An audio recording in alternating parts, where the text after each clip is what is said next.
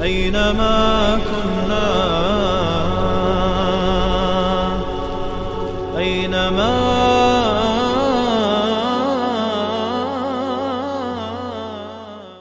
الله والحمد لله والصلاة والسلام على رسول الله.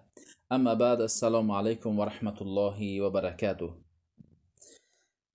یکی از گناهان کبیره این همون گناهی است که وقتی که انسان توانی حج رفتن را دارد، توانی توشه حج را دارد، اگر در این حالت حج نکند او به گناه کبیره مرتکب می شود. زیرا حج یکی از فرضهای الله است. الله مقید کرده است که ولله علی الناس حج البیت من استطاع الیه سبیلا.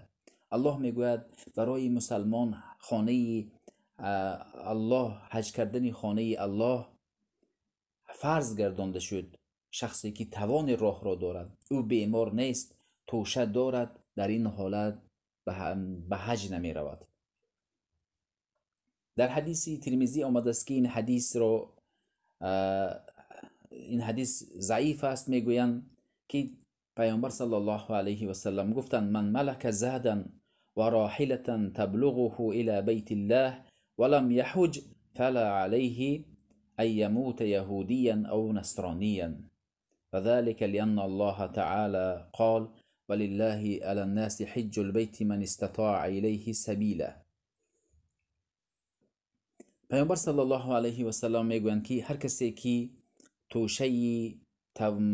توشه توان راه را دارد، اگر او به حج خانه الله نرود، او در ملت یهودی نصرانی، یعنی او از ملت یهود و نصرانی گفتند. این حدیث ضعیف است، اما دیگر آثاری است که حضرت عمر ابن خطاب رضی الله عنه گفتند که من کاری را، امری را بر دوش گرفتم که بسیاری از لشکرانم را به هر طرف دیاری گوشی کنار مسلمانان فرستم. هر کسی که توان خانه حج را دارد و حج نکند با آنها جزیه بندم، مثل یهود و نصرانی. میبینید که حضرت عمر رضی الله عنه حتی شخصی که توان حج را دارد، توان توشه دارد، او بیمار نیست، از حج نمی کند، آنها را نزدیک است که یهود و نصرانی خواندند. امروز کسی که جرأتی منع کردن حج را دارد، امروز بعضی شخص ها فتوا میدن که تو این مبلغ را بگیر به فقیران بده، حج نرو، در حالی که حج خانه الله بر مسلمانان، شخصانی که توان توشه حج را دارند، بیمار نیستند، فرض می باشد.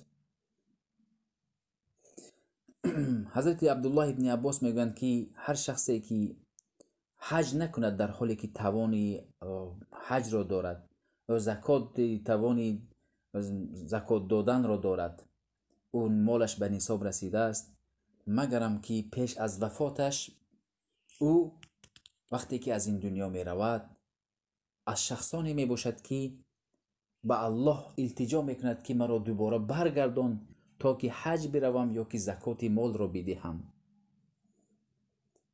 میگوید که ربی لولا اخرتنی الى اجل قریب فاصدق یا زکات مال را بدهم و اکون من الصالحین، یا که از شخصان صالحان باشم، حج بروم.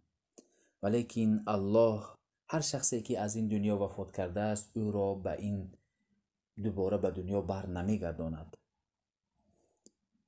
بنابراین باید شخصایی که الله با آنها مال و ثروت داده است، توشه دارند، بیمار نیستند، حج را غنیمت دانند. عبدالله ابن مبارک رضی الله عنه یک سال حج می رفتن، یک سال جهاد می رفتن. یک سال حج را تکرارا اجرا می کردن. اما امروز ما به حج رفتن این مبلغ را دریغ می دانیم.